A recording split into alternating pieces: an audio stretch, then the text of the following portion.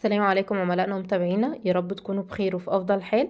معكم مهندسة سارة من فريق الدعم الفني والإرشاد الحقلي لشركة المتحدون الدوليون للأدوية البيطرية. هنتكلم النهاردة عن تربية الدواجن الساسو بالبرنامج الأورجانيك والعلف السائل، وهنشوف ازاي تقدر توصل لأعلى متوسط وزن بأقل استهلاك علف وأقل فترة تربية.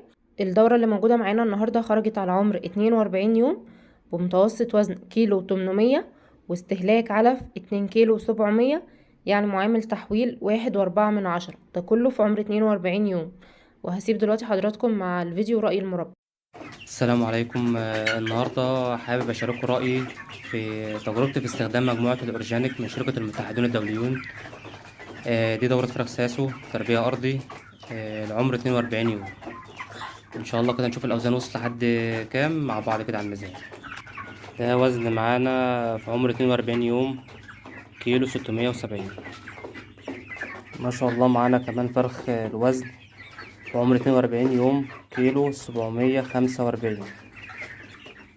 وده فرخ تالت، الميزان كيلو 835 في عمر 42 يوم. بسم الله ما شاء الله، الأوزان سوبر يعني.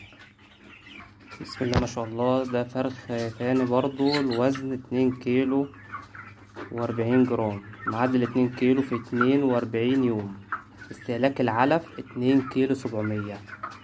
بسم الله ما شاء الله، يعني مجموعة الأورجانيك دي مجموعة ممتازة.